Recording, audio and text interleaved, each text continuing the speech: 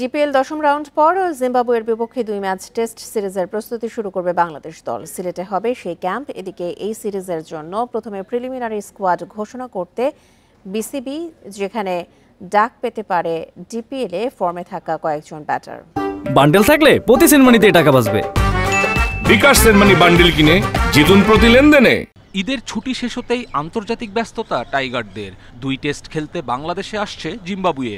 DPL এর camp শুরু শনিবার। টেস্ট সিরিজের আগে প্রস্তুতির সুযোগ পাবেন শান্ত, মিরাজ, তাসকিনরা। ডিপিএলে 2 রাউন্ড খেলে সিলেটে যাওয়ার কথা জাতীয় দলের ক্রিকেটারদের। সেখানে সাদা পোশাকের ক্যাম্প শুরু 11 বা 12 এপ্রিল। জিম্বাবুয়ে সিরিজের জন্য 15 জনের আনুষ্ঠানিক দল দেওয়ার আগে প্রাথমিক স্কোয়াড ঘোষণা করতে পারে বিসিবি। ডিপিএলে ছন্দে থাকা ক্রিকেটাররা ডাক পেতে পারেন সেই স্কোয়াডে। উইন্ডিজ সিরিজের দল থেকে আসবে রদবদল।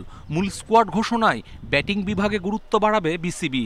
ব্যাটারদের সঠিক প্রস্তুতিতে ব্যস্ততা বাড়বে স্কিল টেকনিক নিয়ে কাজ করা মোহাম্মদ সালাউদ্দিনের। ওপেনার সাদমান অবশ্য 2 বিভাগ নিয়েই আত্মবিশ্বাসী। টেস্ট টিমে এখন যারা আছেন তো মোটামুটি সবাই খুব ভালো সিনিয়র প্লেয়ার। আমাদের যে বোলিং ইউনিট, যেটা তাসকিন, রানা বা যারা হাসান, সবাই মানে স্পিনাররা যারা ভালো করতেছে, আশা করি যে এই অ্যাটাকটা নিয়ে যাতে আমরা লাস্ট নেক্সট যতগুলো সিরিজ আছে সব খেলতে পারি, তো ইনশাল্লাহ ভালো রেজাল্ট আসবে আমাদের। জাতীয় দলের ক্রিকেটারদের সাথে দীর্ঘ অভিজ্ঞতা সোহেল ইসলামের। ডিপিএলেও টাইগার ব্যাটারদের ভুল ত্রুটি সংশোধনে কাজ করে যাচ্ছেন বিসিবির এই কোচ। ন্যাশনাল প্লেয়ারদেরকে প্র্যাকটিস করানো আমার মেইন কাজ অফিসে, বিসিবিতে। ট্যাকটিক্যাল জিনিস যেগুলো আছে, আসলে খেলার সময় যে জিনিসগুলো লাগে, মেন্টাল পার্টটা যেটা আছে, ওইগুলো জায়গাগুলোতে বেশি করে টাচ করতে। তাছাড়া টেকনিক্যাল ছোট ছোট যে অ্যাডজাস্টমেন্টগুলো আছে ওগুলো করার চেষ্টা করছি।